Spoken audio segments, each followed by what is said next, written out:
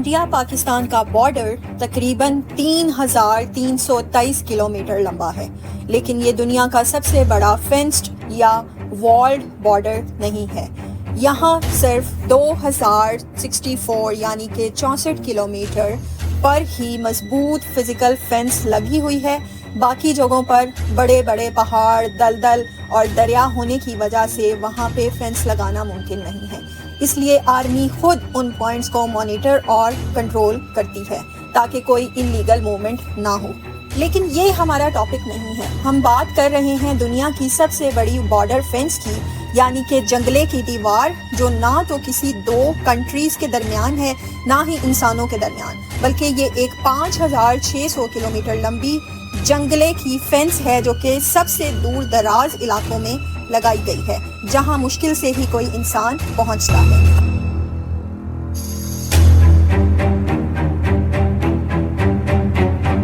اب سوال یہ ہے کہ کنٹریز کا بارڈر نہیں ہے، انسان نہیں ہے، تو اس جنگلے کو، اس فینس کو لگانے کی ضرورت کیوں پیش آئی؟ ٹھیک ہے، اس کے لیے میں چاہتی ہوں کہ آج چلیں آسٹریلیا کی زمین پہ، جہاں پہ یہ سب سے لانگسٹ فینس، جسے کہ ڈینگو فینس کہا جاتا ہے، لگائی گئی ہے۔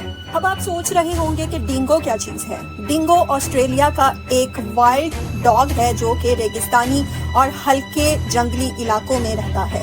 ہلکے بھورے یا پیلے رنگ کا یہ چھوٹا جانور، جسے کینگرو کے بچے، شیپس، گوٹس اور خرگوش کا شکار کرنا پسند ہے، یہ آسٹریلیا میں وافر مقدار میں پایا جاتا ہے، اور اس ڈینگو کو روکنے کے لیے ہی ڈینگو فینس وہاں پر لگائی گئی ہے۔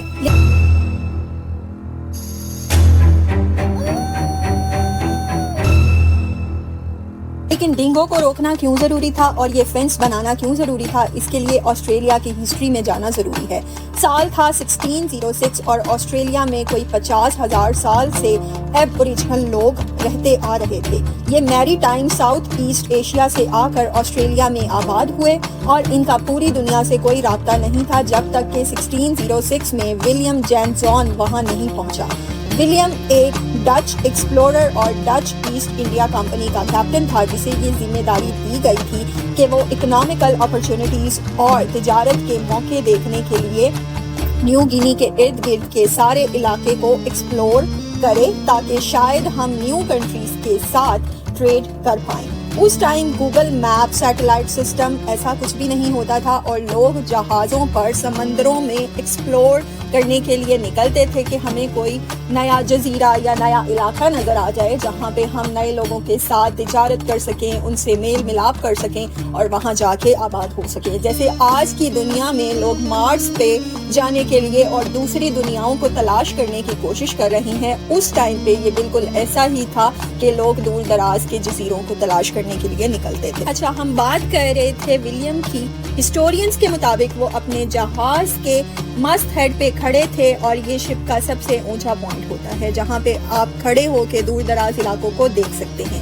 اس نے وہاں پہ کھڑے ہو کے دور ایک آئلینڈ دیکھا جس کی زمین بھوری تھی، اور اسے فالو کرتے ہوئے پہلی بار وہ آسٹریلیا کی زمین پر پہنچے۔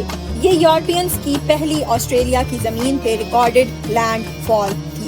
واپس آنے کے بعد اس نے تقریباً 320 کلومیٹر کوسٹ لائن کا نقشہ بنایا، اور ان میپس کی ہیلپ سے برٹش جو ہر کنٹری کو کالونائز کرتے تھے، انہوں نے 1770 میں اپنے میپس بنائے، اور 1788 میں آسٹریلیا پہنچ کے اس کو کالونائز کیا۔ اس ٹاپک پہ ایک الگ ویڈیو بن سکتی ہے، ہم انشاءاللہ اس ٹاپک پہ ایک الگ سے ویڈیو بنائیں گے، لیکن ابھی ہم بات کر رہے ہیں یہاں پہ ڈینگو فینس کی۔ تو ہم پوائنٹ پہ رہتے ہیں۔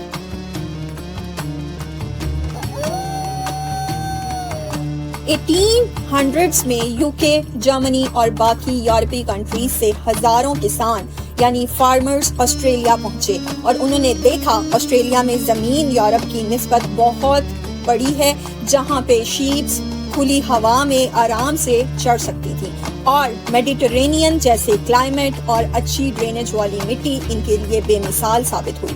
اس وقت British textile mills high quality وول ڈیمانڈ کرتے تھے، اور ان کو ایکسپورٹ کرنا آسان بھی، کیونکہ یہ کموڈٹی لمبے عرصے تک جہازوں میں اور سمندری راستوں میں خراب نہیں ہوتی تھی۔ تو فارمرز نے یہاں پہ شیپ بریڈنگ سٹارٹ کی، اور جیسے کہ وہ یورپ کے میدانوں میں کیا کرتے تھے، یہاں پر بھی انہوں نے کھلے عام بھیڑیں چھوڑ دیں، لیکن کچھ عرصے میں ہی جب ہر شام سورج غروب ہوتا اور اندھیرا ہو جاتا تب ان کی بھیڑیں غائب ہو جاتی۔ وہ بہت پریشان تھے اور جب انہوں نے اس چیز کو ایکسپلور کیا تو انہیں پتا چلا کہ ڈنگو نامی ایک وائلڈ ڈاگ چپکے سے آ کے ساری بھیڑیں اٹھا کے لے جاتا ہے اور ایک ہی رات میں کئی بھیڑیں غائب ہو جاتی ہیں، اور فارمرز غمگین ہو کے یہ دیکھتے رہ جاتے تھے کہ ان کی محنت سے پالی ہوئی بھیڑیں ہو گئی ہیں۔ اس وجہ سے ان کا امیر ہونے کا ڈریم بھی افیکٹ ہو رہا تھا، اور کیونکہ وہ آسٹریلین گورنمنٹ کے بہت فیوریٹ تھے، انہیں ٹیکسز پے کیا کرتے تھے اور وہاں پہ بزنس لے کے آتے تھے، تو ان کی وجہ سے آسٹریلین گورنمنٹ بھی پریشان تھی۔ اس مسئلے کو حل کرنے کے لیے انہوں نے ایک فینس بنانے کی پلاننگ کی اور 1880 میں فینس کو بنانا شروع کیا۔ میپس تیار کرنے کے لیے، سروے کرنے کے لیے پہاڑوں، دلدلوں اور ریگزاروں میں سے گزرے۔ 5 سال تک مزدور، انجینئر اور مقامی عملے نے مل کے اس باڑ کو کمپلیٹ کیا۔ جب یہ فینس تیار ہوئی تو کسان بہت خوش ہوئے کیونکہ بھیڑوں پر حملے تقریباً 90% کم ہو گئے تھے۔ اب کسان خوش تھے، آسٹریلین گورنمنٹ خوش تھی، لیکن آسٹریلیا کا ایکو سسٹم خوش نہیں تھا۔ ویٹ آپ سوچ رہے ہوں گے کہ یہ ایک دم سے آسٹریلیا کا ایکو سسٹم کدھر سے آ گیا؟ Let me explain. آپ جانتے ہیں کہ آسٹریلیا میں کینگروز بہت ہیں اور خرگوش بھی بہت زیادہ ہیں، اور ڈنگو وہاں تھے تاکہ ایکو سسٹم بیلنس رہے۔ ڈنگو کینگروز اور خرگوشوں کو کھاتے تھے، جس سے چھوٹے سپیشیز، جانور اور پودے بچتے تھے، مگر ڈنگو باڑ نے قدرتی توازن کو بری طرح بگاڑ دیا۔ اس جنگلے نے جنگلی ڈنگوز کو ان کے قدرتی شکار کے علاقے سے الگ کر دیا۔ اس سے کیسکیڈ ایفیکٹ شروع ہو گیا، یعنی کہ پریڈیٹرز یعنی وائلڈ ڈاگز وہ کم ہونا شروع ہوئے۔ ڈنگوز کی کمی نے ٹاپ ڈاؤن کنٹرول ختم کر دیا، یعنی کہ وہ جانور، ریبٹس اور کینگروز جو ہیں وہ بہت زیادہ بڑھ گئے۔ جب ان کی تعداد بڑھی تو انہوں نے زمین کے ہرے بھرے حصوں کو چڑھ لیا، گھاس کم ہوئی اور سوئل ایروژن بڑھ گیا۔ کینگروز کی پاپولیشن بھی انکریز ہو گئی۔ ڈنگوز جو پہلے کینگروز کو بھی کنٹرول کرتے تھے، ان کے نہیں ہونے کی وجہ سے کینگرو کا نمبر بہت تیزی سے بڑھا، اسپیشلی ایسٹرن گرے اور ریڈ کینگرو سپیشیز۔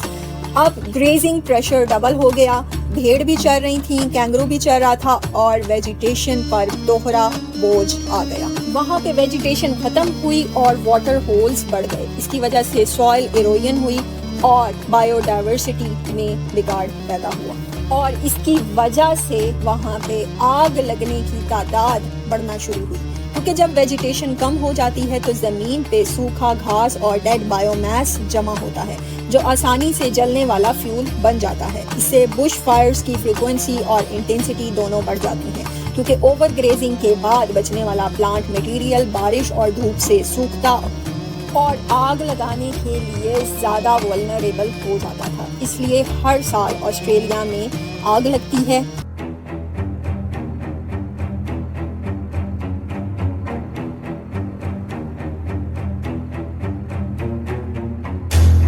ایک سروے کے مطابق فائر سروسز ہر سال آسٹریلیا میں 45,000 سے 60,000 بش فائرز کا جواب دیتے ہیں۔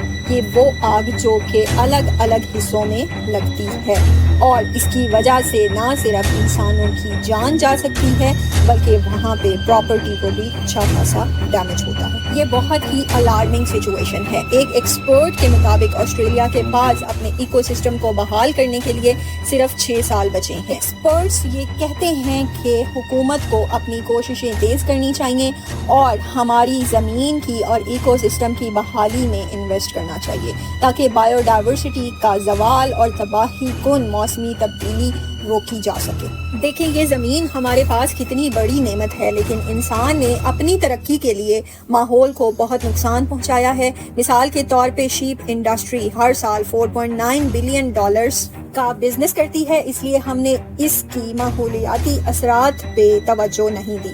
حالانکہ آسٹریلیا کے مقامی باشندے تقریباً 50,000 سال سے قدرت کے ساتھ توازن میں رہتے تھے، اور انہیں زمین کو اس طرح استعمال کرنے کی ضرورت نہیں پیش آئی تاکہ نظام حیاتیات خراب نہ ہو جائے۔ آج ہم قدرتی نظاموں سے کاٹ کے اپنی آسانی کے راستے اختیار کر رہے ہیں، مگر ہمیں اندازہ نہیں کہ یہ کتنی دیر تک برقرار رہے گا۔ اور جب نیچر اپنا انتقام لیتی ہے تو انسان وہاں پہ کچھ نہیں کر سکتا. اسی لیے یہ وقت ہے کہ ہم اپنی پرانی اسٹریٹجیز پہ نظر ثانی کریں اور اپنی حفاظت اور مستقبل کے لیے ماحول کے ساتھ مل کے چلنا سیکھیں.